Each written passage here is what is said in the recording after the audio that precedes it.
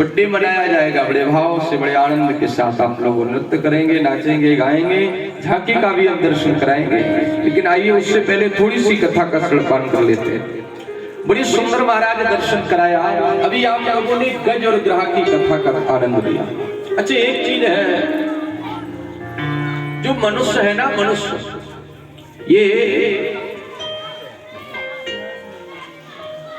मनुष्य का जो स्वभाव है वो कुत्ते की पूंछ जैसा है। आप लोग महाराज कुत्ते की पूंछ जैसा क्यों आपने बता दिया? अच्छा, मैंने इसलिए बताया इसका स्वभाव कुत्ते की पूंछ जैसा इसलिए है क्योंकि कुत्ते की पूंछ को आप कितना भी सीधा करें लेकिन वो सीधी नहीं होगी बोलो।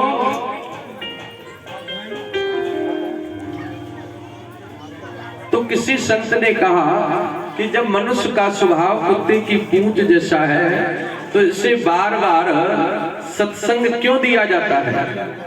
भाई जब ये सुधरेगा नहीं, इसका स्वभाव तो बिल्कुल टेढ़ा ही रहना वाला है। कितना भी आप सत्संग कराओ, कितना भी भजन कराओ, लेकिन ये रहना वाला वही है। अच्छा, यहाँ 7 दिन कथा होगी, 7 दिन कथा होगी, लेकिन आप देखना जब तक 7 दिन व्यक्ति कथा सुनेगा तब तक तो ऐसा लगेगा महाराज इससे बड़ा तो भक्त अब कोई दुनिया में है ही नहीं। और 7 दिन के बाद अगर लड़ाई हो जाए ना तो तुरंत तलवार निकाल करके आ जाएगा। अभी हम मतलब कहने का ये किसे कितना भी सत्संग कराओ, इससे कितना भी भजन कराओ, लेकिन ये संभलने वाला नहीं है। तो किसी ने कहा तो फिर मतलब ये फिर से बार बार सत्संग क्यों दिया जाता है? मैंने कहा जो ये कथा है, जो ये सत्संग है, ये लोहे का पाइप है। जब तक कुत्ते की पूंछ में लोहे का पाइप डाले रहो तब तक सीधी बनी रहेगी। तो मतलब ये समय समय पे सत्संग इसलिए दिया जाता है कि एक ना एक दिन तो ये जो बुद्धि है मेरी ये सुधर जाएगी। एक ना एक दिन तो महाराज समझ में आ ही जाएगा।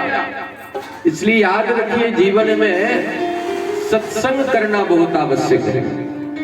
वो गोस्वामी जी तो लिखते हैं कि कितना भी व्यक्ति खराब हो, कितना भी खराब व्यक्ति हो, लेकिन अगर भजन करेगा, कथा सुनेगा तो वो सुधर जाता है।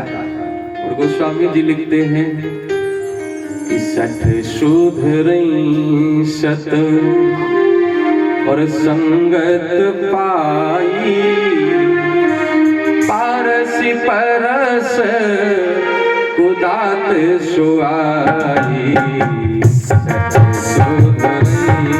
सत संगत पाई, संगत पाई, पारसी परस कुदात सुआई। संगत पाई, संगत पाई, पारस परस कुदात सुआई।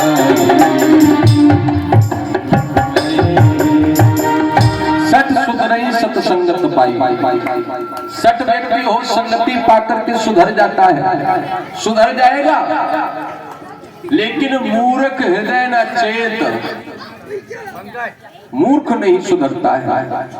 इसलिए याद रखिए यहाँ पर जो कथा में आएगा ये गारंटी है कि वो सुधर जाएगा। कितना भी 60 व्यक्ति हो, कैसा भी हो, लेकिन सुधरना है यारे, एक ना एक दिन तो सुधर ही जाएगा। एक चीज और बताऊं मैं आपको, शांति से बैठते जाए बेटा, रखते जाए, बैठते जाए, बैठते, शोरगुल नहीं करें।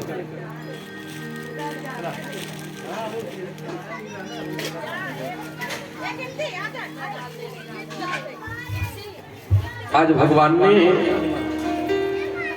उसी गज और ग्राहक का उद्धार कर दिया। गज का भी उद्धार कर दिया भगवान ने, ग्राहक का भी उद्धार कर दिया। ये आपने अभी छोटे पंडित जी से कथा को सुना। छोटे पंडित जी का हाँ, तो ये दर्शन बड़ा कराया कि भगवान कभी भेदभाव नहीं करता है। अच्छा बोलो, भगवान ने आज तक किसी के प्रति भेदभाव किया? चाहे वो ऊंच हो, चाहे नीच हो, चाहे कैसा भी हो, भगवान कहते हैं कि सब पर मोर बराबर दया। भगवान कहते हैं कि मैं सब पर बराबर कृपा करता हूं, लेकिन कृपा का पात्र सुंदर होना चाहिए। सब पर बराबर कृपा करता है, एक फोटो सब पर बराबर, गज ग्राहक पर कृपा करते हैं। भगवान आज बड़ी सुंदर महाराज अपनी लीलाएं कर रहे हैं। इसी के क्रम में महाराज गज ग्राहक के बाद समुद्र मंथन की कथा आई। समुद्र मंथन में 14 रत्न निकले, 14 रत्न निकले, तो उसी में एक धन्वंतरी महाराज अमृत का कलश लेकर के निकले। जब समुद्र मंथन हुआ तो धन्वंतरी महाराज अमृत का कलश लेकर के निकले। अब दैत्यों ने उस अमृत के कलश को छीना और दौड़ना प्रारंभ कर दिया। दैत्यों का राजा है बलि। बलि ने उस अमृत के कलश को लेकर के दौड़ना प्रारंभ कर दिया। अब आगे आगे बलि जा रहा है, लेकिन उसके पीछे कौन जाए? आज सारे देवता भगवान नारायण के पास गए, कहा प्रभु मैंने समुद्र मंथन तो आपके कहने से किया, लेकिन अमृत भी निकला, लेकिन उस अमृत को लेकर के बलि भाग गया। भगवान ने कहा देवताओं मैं तुम्हारी कब तक रक्षा करूं, क्योंकि जानते हो भगवान उसी की रक्षा करता है जो स्वयं अपनी रक्षा करता है। आत्मनिर्भर बनिए। प्रधानमंत्री का भी यही नारा है कि प्रत्येक व्यक्ति को आत्मनिर्भर बनना चाहिए। भगवान ने कहा, भगवान नारायण ने इंद्र से कहा, इंद्र हम कब तक तुम्हारी रक्षा करते रहेंगे? अमृत निकला, तुम लोग देखते रहे, बलि ले गया। कुछ करिए गोविंद, कुछ तो करिए महाराज, कुछ करिए। भगवान ने कहा क्या करें? बोले अगर ये दैत्यों ने अमृत पी लिया तो हम सब मर जाएंगे, दैत्य अमर हो जाएंगे। आज भगवान ने देवताओं के कहने पर मोहिनी का रूप धारण किया। देखिए भगवान हम लोगों के लिए क्या क्या नहीं बना। अरे राम कभी, भगवान कभी राम बनते हैं कि राम कभी नरसिंह कभी और बामन कच्छप बन जाते हैं, और भक्तों के भव हरने को नारायण नर बन जाते हैं। भगवान अपने भक्तों के भव हरने के लिए नारायण नर रूप धारण कर लेते हैं। राम कभी कच्छप कभी बामन बनकर के सुधरा धाम पर आते हैं केवल अपने भक्तों के लिए। भगवान कहते भक्तन मोहि नाना भांति नचायो, भक्तन मोहि नाना भांति नचायो। भक्त मुझे नाना प्रकार से नचाता है, जैसा भक्त नचाता है मैं वैसा नाचने लगता हूँ। क्यों? प्रबल प्रेम के पाले पढ़कर प्रभु को नियम बदलते देखा, अपना मान भले टल जाए पर भक्त का मान न टलते देखा।